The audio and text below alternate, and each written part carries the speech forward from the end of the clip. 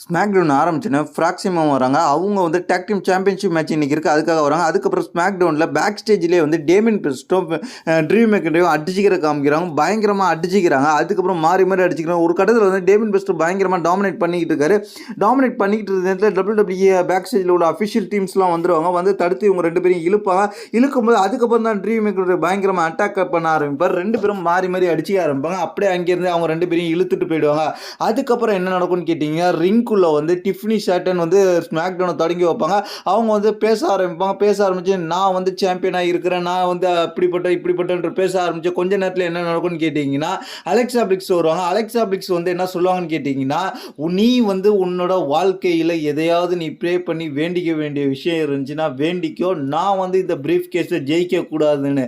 ஏன்னா நான் ஜெயிச்சுன்னா கண்டிப்பாக உன்னை கேஷின் பண்ணுவேன். நீ எப்படி கேஷின் பண்ணி நயா ஜாக்ஸை வின் பண்ணியோ அதே போல் நான் வின் பண்ணுவேன். ஆனால் உன்னை எனக்கு பிடிக்கல, நயா ஜாக்ஸை தான் எனக்கு பிடிக்கும் அப்படின்ற மாதிரி சொல்லி பேசிக்கிட்டு இருப்பாங்க. அந்த இடத்துல பயங்கரமான கான்ட்ரவர்சி போயிட்டு இருக்கு இவங்க ரெண்டு இடத்துல. அந்த இடத்துல சார்லட் ஃப்ளேர் வருவாங்க. சார்லட் ஃப்ளேர் வந்து என்ன சொல்லுவாங்கன்னு கேட்டிங்கன்னா, டிஃப்னி உனக்கு வாழ்த்துக்கள் தெரிவிக்கிறான். நீ வந்து 14 டைம் சாம்பியனான சார்லட் ஃப்ளேரை நீ வந்து பார்த்துருக்குற. நீ வந்து என்னை ரெசில்மேனியாவில் பீட் பண்ணியிருக்கிற, உனக்கு தேங்க்யூ சொல்லிக்கிறான். ஆனால் வந்து மீண்டும் வந்து நான் வந்து உன்னை பீட் பண்ண போகிறேன். அது எப்படின்னா, இந்த மணி இந்த பேங்க் பிரீஃப் கேஸை எடுத்து நான் உன்னை பீட் பண்ண போகிறேன் அப்படின்ற மாதிரி சார்லட் ஃப்ளேர் பேச, டிஃப்னி ஷேட்டன் பார்த்துக்கலான்னு சொல்லிட்டு அந்த இடத்துல இருந்து கிளம்ப அலெக்சா பிளிக்ஸ் கிளம்பிடுவாங்க. டிஃப்னி ஷேட்டன் கிளம்பிடுவோன்னே அந்த இடத்துல என்னன்னு கேட்டிங்கன்னா, உமன்ஸ் மணி இந்த பேங்க் குவாலிஃபிகேஷன் மேட்ச் நடக்கும். யார் யாருக்குன்னு கேட்டிங்கன்னா, சார்லட் ஃப்ளேர், குயிலா வந்து ஃபர்ஸ்ட் மேட்ச் வந்து ஸ்மாக்டவுனில் வர்றாங்க. அதுக்கப்புறம் வந்து ஜெலினா வேகன்ஸ், இவங்க 3 பேருக்கும் ட்ரிபிள் ஹிட் மணி இந்த பேங்க் குவாலிஃபிகேஷன் மேட்ச்சு உமன்ஸுக்கான சாம்பியன்ஷிப்புக்கு. இந்த மேட்சை பொறுத்த வரைக்கும் ரெண்டு பேருமே, அதாவது கொயிலாவும் சார்லட் ஃப்ளேரும் சேர்ந்து டேக் டீம் போட்டு அட்டாக் பண்ணுவாங்க.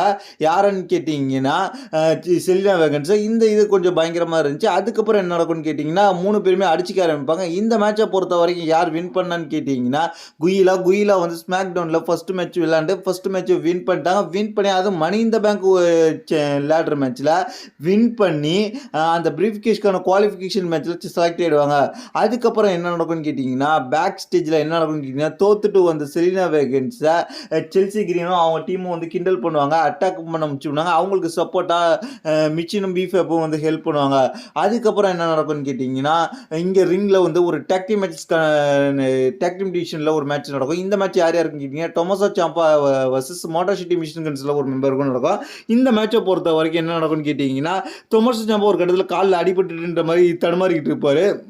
உடனே வந்து ரெஃப்ரி வந்து மோட்டார் சிட்டி மிஷின் கன்ஸ் நிப்பாட்டிடுவாங்க. நிப்பாட்டினா அந்த இடத்துல அவங்க வந்து என்ன நிற்பாருன்னு கேட்டிங்கன்னா, அந்த இடத்துல ரோப் சைடில் நிற்பார். அந்த இடத்துல கேண்டிலேயே வந்து அவர் அட்டாக் பண்ணோன்னே அதை பயன்படுத்தி தொமஸ் சாம்பா வின் பண்ணிடுவார். தொமஸ் சாம்பா கேண்டிலேயே. அதுக்கப்புறம் அடுத்ததாக அந்த இதில் ஜானிக்கு இருக்கவங்க ஒரு கேண்டிலரே, அதுக்கப்புறம் தமஸ் 3 பேர் செலிப்ரேஷன் பண்ணுவாங்க. அதுக்கப்புறம் பேக் ஸ்டேஜில் ஃப்ராக்சிமம் பேட்டி எடுப்பாங்க. ஏன்னா இன்றைக்கி டேக் டீம் மேட்சஸ் இருக்குது அப்படின்ற மாதிரி இருக்காங்க. அதுக்கப்புறம் என்ன நடக்கும்னு கேட்டிங்கன்னா, என்ட்ரன்ஸ் கொடுத்த டேமியன் பிரிஸ்டோ அடிச்சுக்கிட்டே டேமியன் பிரிஸ்டோ அடிச்சுக்கிட்டே கொஞ்சம் கொஞ்சமாக ரிங் சைடு போவாங்க. ரிங் சைடு போகக்குள்ளே இவங்களை வந்து அடிச்சுக்கிட்டு இருக்க நேரத்தில் வந்து பேக் ஸ்டேஜிலேருந்து அஃபிஷியல்ஸ்லாம் வந்து கொஞ்ச நேரம் அடிச்சுக்கிட்டு இருந்ததை பார்த்துட்டு அதுக்கப்புறம் தடுப்பாங்க. அதுக்கப்புறம் வந்து தடுக்க ஆரம்பிச்சோன்னே இவங்க ரெண்டு பேரும் பயங்கரமான கான்ட்ரவர்சி இருக்கும். உள்ள டேமியன் பிரிஸ்டோ பயங்கரமான ஒரு ஸ்பீச் கொடுப்பாரு. சாட்டர்டே நைட் மெயின் ஈவெண்ட்டில் நடக்க போகிற மேட்ச்சில் உன் கதையை நான் முடிச்சிடுறான் அப்படின்ற மாதிரி வார்னிங் கொடுப்பாரு. இவங்க ரெண்டு பேரும் பயங்கரமான கோவத்தில் இருப்பாங்க. ஒரு கட்டத்தில் ட்ரீம் அடிக்க முடியலன்ற வெறியில் செக்யூரிட்டிஸை போட்டு அடிப்பார். டேமியன் பிரிஸ்டோ அடிச்சுட்டு ஓடுவார் அடிக்கிறதுக்கு. அதுக்கப்புறம் என்ன நடந்துச்சுன்னு கேட்டிங்கன்னா, பேக் ஸ்டேஜில் சோலோஸ்கியா வந்து ஜேக்கப் ஃபேக்டும் இப்போ பார்த்துக்கிட்டு இருப்பாங்க. அந்த இடத்துல சோலோஸ்கியா கூட ஜேசி மேத்யூ அப்படின்ற மாதிரி காமிப்பாங்க. ஜெஃப்காபை தான் பேரை மாற்றி ஜேசி மேத்யூவை மாற்றி விட்டாங்க. அதுக்கப்புறம் ஒரு மேட்ச் நடக்கும். அந்த மேட்ச் என்னன்னு கேட்டிங்கன்னா, tag team matches Michin and B Fab versus the secret team அப்படின்ற மாதிரி சொல்லி காமிப்பாங்க.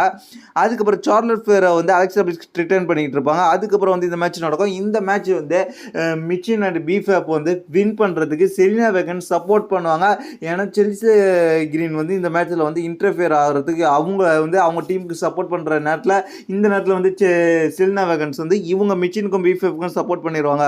இந்த மேட்ச்சில் வின் பண்ணிடுவாங்க மிச்சின் பீஃபேப். அதுக்கப்புறம் பேக் ஸ்டேஜில் பார்த்தீங்கன்னா, சோலோஸ்கியாவும் ஜேசி மேத்யூவும் என்ன பண்ணுவாங்கன்னு கேட்டிங்கன்னா, ஸ்ட்ரீட் ப்ராஃபிட் வச்சிருக்க டாக் டீம் சாம்பியனை பார்ப்பாங்க. அதுக்கப்புறம் சோலோஸ்கியா, ஜேசி மேத்யூ, அதுக்கப்புறம் வந்து ஜேக்கப் ஃபேக்ட் எல்லாருமே உள்ள வருவாங்க. ரிங்குள்ளே வந்தோடனே இந்த பக்கம் பேக் ஸ்டேஜில் ஒரு விண்டேஜ் வீடியோ காமிப்பாங்க. அதில் வந்து என்ன நடக்குன்னு கேட்டிங்கன்னா, சாண்டோ எஸ்கோபார் வந்து ஹம்ப்ரிட்டோவை சமாதானப்படுத்துறதுக்கு முயற்சி பண்ணிக்கிட்டு இருப்பார். அதுக்காக ஒரு வீடியோ ஃபுட்டேஜை காமிப்பாங்க. பேக் ஸ்டேஜில் பேசிக்கிட்டு இருப்பாங்க.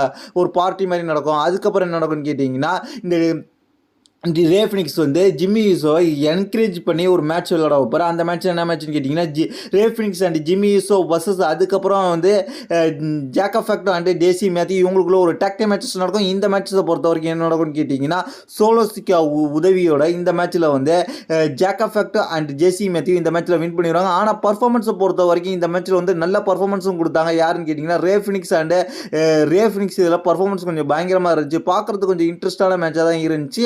ஆனால் ரிசல்ட் வந்து ஜிம்மி யூசோ வச்சு என்ன பண்ணிடுவாங்கன்னு கேட்டிங்கன்னா ஜேசி மேத்யூ வந்து தன்னோட ஃபினிஷரை போட்டுரு, அது ஃபினிஷர் கூட சொல்ல முடியாது, பவர் ஸ்லாமை தான் அவர் தான் போட்டுட்டு அதை வச்சு கேட்டால் ஃபினிஷர் சொல்லுவாங்க, அதை வச்சு முடிச்சு வின் பண்ணிட்டாங்க. அதுக்கப்புறம் பேக் ஸ்டேஜில் வந்து எல்ஏ நைட் வந்து இன்றைக்கி நடக்கிற குவாலிஃபிகேஷன் பற்றி பேசுவார். அதுக்கப்புறம் என்ன நடக்குன்னு கேட்டிங்கன்னா ஆட்ருத் வந்து அடுத்து பேச போகிறத பற்றி காமிப்பாங்க. ஆட்ருத் வந்து உள்ள வந்து ரிங்குல வந்து ஜான்சனாவை பற்றி பேசுவார். ஜான்சனா எப்படிப்பட்டவர், ஜான்சனா இப்போ இருக்கிறது ஜான்சனாவே கிடையாது, என்னோட சைல்டுஹுட் ஹீரோவே கிடையாது, ஜான்சனா ஆணவம் பிடிச்சோம், அகம்பாதம் பிடிச்சோம், ஜான்சனாவுக்கு ஈகோ நிறைய ஆயிடுச்சு, ஜான்சனா வந்து பவர் கையில் கிடச்சோன்னே என்னென்னமோ பண்ணிக்கிட்டு இருக்கான், ஜான்சனாவுக்கு யாருன்னு புரிய வைக்கணும், ஜான்சனாவை நான் காப்பாற்ற தான் வந்தேன், பேக்லாஸில் என்னையை போட்டு அடிச்சுட்டா ஜான்சனாவை நான் நாளைக்கு சாட்டர்டே நைட் மெயின்ல தோக்கடிக்க போகிறேன் அப்படின்ற மாதிரிலாம் பேசிக்கிட்டு இருப்பார் ஆட்ருத்து. அதுக்கப்புறம் மென்ஸ் மணி இந்த பேங்க் குவாலிஃபிகேஷன் மேட்ச் நடக்கும். அந்த மேட்ச் யார் இறங்கிட்டீங்கன்னா அல்ஸ்டர் பிளாக், அதுக்கப்புறம் எல்ஏ நைட், அதுக்கப்புறம் சின்சினாகப்புறம் இந்த மேட்சை பொறுத்த வரைக்கும் எல்ஏ நைட் தான் வின் பண்ண போகிறான்றது எல்லாருக்குமே தெரிஞ்ச விஷயம் தான். ஏன்னா சோலோ சிக்கா அங்கே ஜெயிச்சதுனால எல்ஏ நைட்டுக்கு ஒரு வாய்ப்பு இருக்குது, அதனால் எல்ஏ நைட்டு தான் ஜெயிக்க போகிறான்னு நினச்சோம். அதே போல் தான் சின்சினாகமராவுக்கு அல்ஸ்டர் பிளாக் வந்து அந்த தன்னோட கிக்கை விட்டோன்னே அதை தள்ளி விட்டுட்டு எல்ஏ நைட் வின் பண்ணிடுறார். அதுக்கப்புறம் பேக் ஸ்டேஜில் என்ன நடக்கும்னு கேட்டிங்கன்னா பேக் ஸ்டேஜில் அடுத்த வாரம் நடக்க போகிற குவாலிஃபிகேஷன் மேட்ச்சுக்கு மிஸ் வந்து கார்மலோ வைஸை ரெடி பண்ணிக்கிட்டு இருப்பார். நிக்கில் ஆடர்சன் வந்து என்ன தான் விளையாட சொன்னார், நான் தான் உனக்காக சாம்பியன்ஷிப் வேணும் அப்படின்றதுக்காக உனக்கு மணி இந்த பேங்க் குவாலிஃபிகேஷன் மேட்ச் வாங்கி கொடுத்தேன், இதை மட்டும் நீ ஜெயிச்சிரு, நான் சக்ஸஸ்ஃபுல்லாக கேஷின் பண்ணிட்டேன், நீ அதை மாதிரி கேஷின் பண்ணி நான் மிஸ்ல்மனி விளையாடலாம் அப்படின்ற மாதிரி சொல்லுவார்.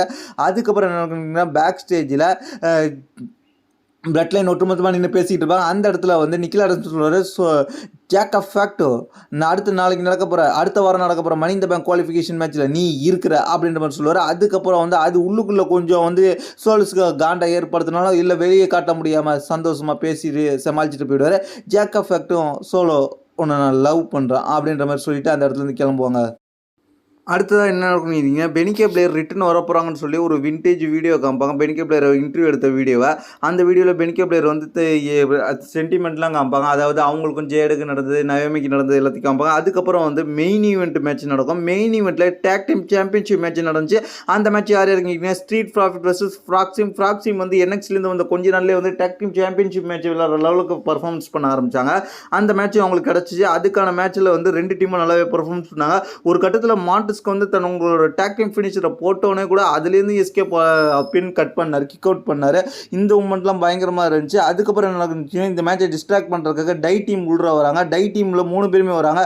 யார் ஒன்று வரான்னு கேட்டிங்கன்னா ஜானிக்கு இருக்காங்க, அதுக்கப்புறம் வந்து டொமாசோ ஜாம்பா, அதுக்கப்புறம் கேண்டிலேரே 3 பேருமே வராங்க. அவங்களுக்கு வந்து மேட்சை டிஸ்ட்ராக்ட் பண்ண ரிங்குள்ள ஏறணுன்னே அவங்கள அட்டாக் பண்ணுறதுக்காக ஸ்ட்ரீட் யார் வரான்னு கேட்டிங்கன்னா மோட்டார் சிட்டி மிஷின் கன்ஸ் வராங்க. அவங்கள அட்டாக் பண்ணிட்டு இருக்கக்குள்ள அதுக்கப்புறம் வந்து உள்ள பார்த்தா ஸ்ட்ரீட் ஃபைட் மேட்சை முடிச்சிடலான்னு பார்க்குற நேரத்தில் யார் வரான்னு கேட்டிங்கன்னா வேட் 6, நம்ம ஏற்கனவே சொன்ன மாதிரி வேட் 6 இந்த வாரம் ஸ்மாக்டவுனுக்கு வர போகிறாங்க, நம்ம வீடியோ போட்டிருந்தோம். அதே போல் தான் வேட் 6 ஸ்மாக்டவுனுக்கு வந்திருந்தாங்க.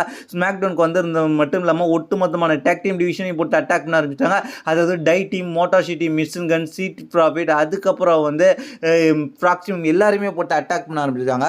பயங்கரமாக அட்டாக் பண்ணிட்டாங்க. கடைசியில் என்ன நடந்துச்சுன்னு கேட்டிங்கன்னா கடைசியில் மாட்டின ஜானிக்கு இருக்க உள்ள வச்சு சிஸ்டர் அபிகல் ஃபினிஷரை போட்டுருவார் அங்கிள் கவுடி. இது டேக் டீம் டிவிஷனில் வந்து அட்டாக் பண்ணியிருக்கிறாங்க.